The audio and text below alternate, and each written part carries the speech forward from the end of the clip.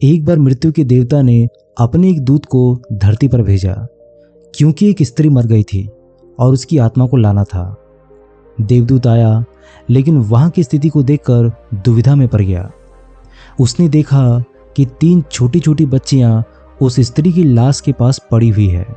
एक अभी भी उस मरी हुई स्त्री की स्तन से लगी हुई है, दूसरी बिलख बिलख कर रो रही है और तीसरी रोते रोते सो गई है। उसके आंसू उसके आंखों के पास ही सूख गए हैं। 3 छोटी छोटी जुड़वा बच्चियों की मां मर चुकी है। परिवार में और कोई नहीं है। पिता पहले ही मर चुका है।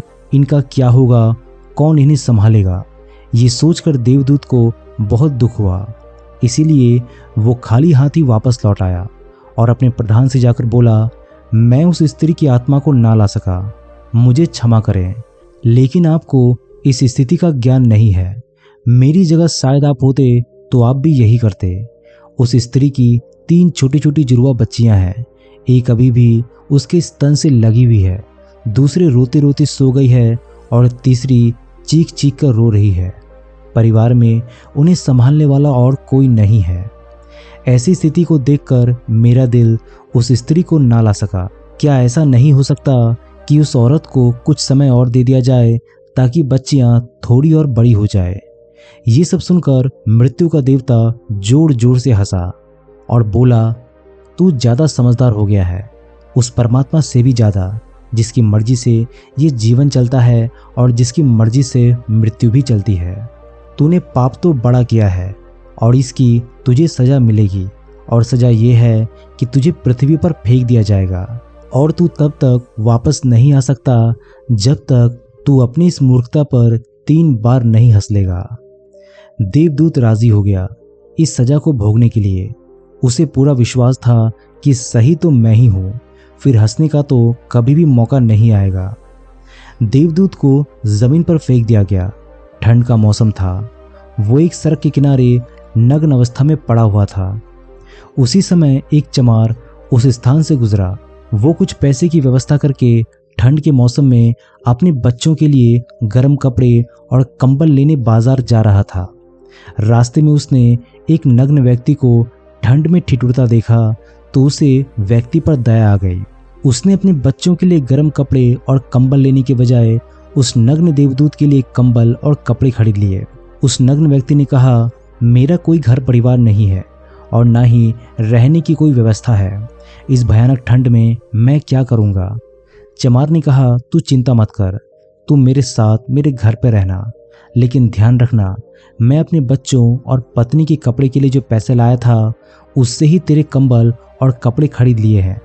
अब तुझे मैं घर लेकर जा रहा हूँ, इसलिए मेरी पत्नी गुस्सा जरूर होगी और शायद भला बुरा भी कहेगी, लेकिन तू परेशान मत होना, कुछ दिनों में सब कुछ ठीक हो जाएगा।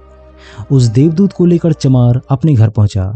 ना तो चमार को पता था कि वो जिसे ले जा रहा है वो देवदूत है, और ना ही पत्नी को पता था कि जो आया है वो देवदूत है, जिसके आते ही घर में खुशियों की बाढ़ आ जाएगी। जैसे ही चमार देवदूत को लेकर घर पहुंचा और पत्नी को सारी घटनाएं बताई, पत्नी तो गुस्सा से आग बबूला हो गई। वो चमार पर बरस पड़ी, बहुत भला बुरा कहा, वो बहुत चीखी चिल्लाई। उस दिन देवदूत पहली बार हंसा। चमार ने पूछा, क्या बात है, तुम हंसते क्यों हो? देवदूत ने कहा, जब तक मैं 3 बार हंस लूंगा तो हंसने का कारण भी बता दूंगा। देवदूत पहली बार इसलिए हंसा क्योंकि उसे लगा कि चमार की पत्नी ये देख नहीं पा रही कि घर में देवदूत आया है, जिसके आते ही घर में हजारों खुशियों के द्वार खुल जाएंगे। लेकिन उसकी भी गलती नहीं थी। व्यक्ति देख ही कितनी दूर सकता है। वो तो बस इतना ही देख पा रही थी कि बच्चों के कपड़े और कंबल चले गए। जो खो गया है उसे तो वो देख पा रही थी, लेकिन जो मिला है वो उसे नहीं देख पा रही थी।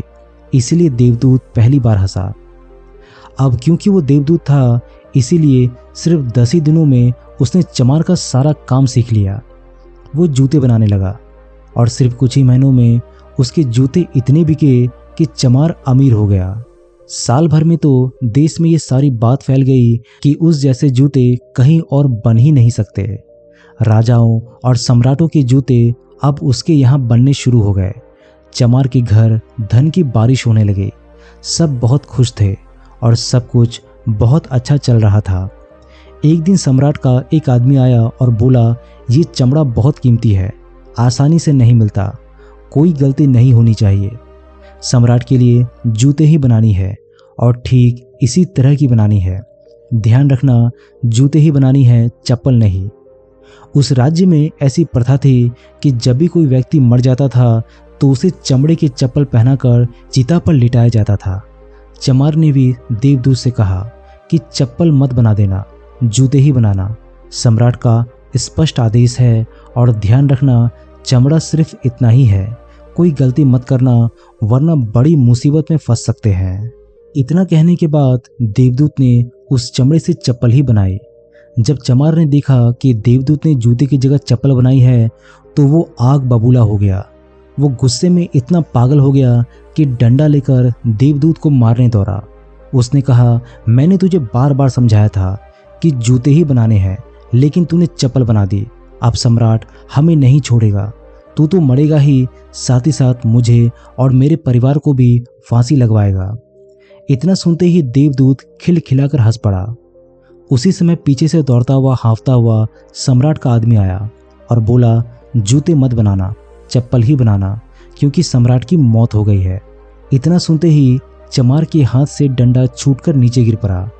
उसने देवदूत के पैर पकड़ लिए और कहा, मुझे माफ कर दो, मैंने तुझे मारा, मुझसे बहुत बड़ी भूल हो गई। देवदूत ने कहा, कोई बात नहीं है, मैं अपनी सजा भुगत रहा हूँ। चमार ने कहा, कौन सी सजा और तुम हंस क्यों रहे हो? देवदूत ने कहा, जब मैं 3 बार हंस लूंगा तब सब कुछ बता दूंगा। भविष्य अज्ञात है और सिवाय इस परमात्मा के किसी को नहीं पता कि आगे क्या होगा, और इंसान तो वैसे भी अपने अतीत के अनुभवों के अनुसार निर्णय लेता है।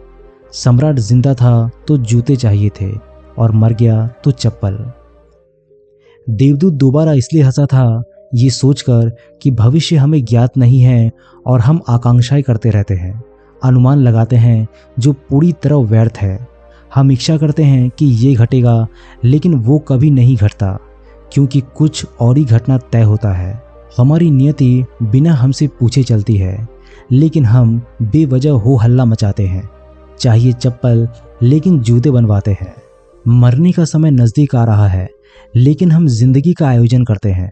देवदूत को लगा कि मुझे क्या पता कि उन लड़कियों का भविष्य क्या होगा, मैं बेवजह ही बीच में पड़ा। यही सब सोचकर अपनी मूर्खता पर आज देवदूत दूसरी बार खिलखिलाकर हंसा था।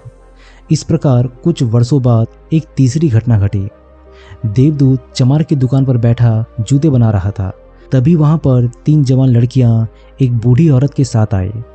उन तीनों की शादी होने वाली थी, तो वो अपने लिए जूते का नाप देने आई थी। देवदूत उन्हें देखते ही पहचान गया कि ये वही 3 लड़कियां हैं जिन्हें वो उनकी मृत मां के पास छोड़ कर आया था, जिनके कारण आज वो सजा भुगत रहा है।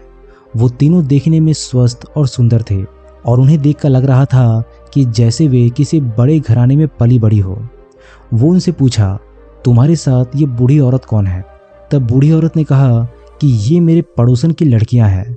बचपन में ही इनकी माँ की मृत्यु हो गई थी। बेचारी बहुत गरीब थी, उसके पास खाना खाने को नहीं था, उसके स्तनों में पिलाने के लिए दूध भी नहीं था। वो इन्हें दूध पिलाते पिलाते ही मर गई थी। मेरी कोई संतान नहीं थी, इसलिए मैंने इन्हें अपने बच्चों के रूप में अपना लिया, और अब देखो इनका सम्राट के खानदान में विवाह होने जा रहा है। देवदूत ने सोचा कि अगर इनकी माँ जिंदा होती तो ये तीनों बच्चियां भयानक गरीबी और भूखमरी में पली बड़ी होती, पर क्योंकि इनकी माँ मर गई है इसलिए इनका लालन पालन इतने धनी परिवार में हुआ है। और अब देखो इस बूढ़ी औरत की सारी धन दौलत इन तीनों लड़कियों को ही मिलेगी। उस दिन देवदूत अपनी मूर्खता पर तीसरी बार हंसा। उसने उन तीनों लड़कियों के लिए अब तक के सबसे शानदार जूते बनाए और चमार से आकर सारी बात कही, और ये भी कहा कि ये तीनों कारण थे मेरे हंसने के, मेरी गलती थी जिनकी मुझे सजा मिली, और अब मैं समझ गया हूँ कि नियति सबसे बड़ी है। हम सिर्फ उतना ही देख पाते हैं जितना हम देखते हैं, और जो हम नहीं देख सकते वो बहुत बड़ा और विशाल है, और जो हम देखते हैं उससे हम उस बात का सटीक अंदाज़ा नहीं लगा सकते जो घटित होने वाला है। मैं अपनी मूर्खता पर 3 बार हंस चुका हूँ। मेरा दंड अब पूरा हुआ, इसीलिए अब मैं चलता हूँ। और देवदूत वहां से चला गया। दोस्तों, इस कहानी से सीखने वाली बात यह है कि आज घटी घटनाओं को देखकर हम इस बात का अनुमान नहीं लगा सकते कि ये घटना हमारे लिए अच्छी है या बुरी। इसका उत्तर तो भविष्य के गर्त में छुपा है। इसीलिए हर घटना पर अच्छी या बुरी की प्रतिक्रिया देना व्यर्थ है। हमें बस जो हो रहा है उसका साक्षी बनने का प्रयास करना चाहिए। गौतम बुद्ध भी अपने उपदेशों में यही कहते थे कि ना तो अतीत के लिए पश्चाताप करो और ना ही भविष्य की चिंता करो। बस आज में जियो, इस पल में जियो और इसी के साथ एकाकार हो जाओ। बस यही एकमात्र तरीका है खुद को उन सभी चिंताओं से मुक्त रखने का जिनका परिणाम तुम्हारे बस में है ही नहीं। ये वीडियो यही समाप्त होती है। मिलते हैं एक नए वीडियो के माध्यम से। तब तक के लिए अपना ख्याल रखिएगा। धन्यवाद।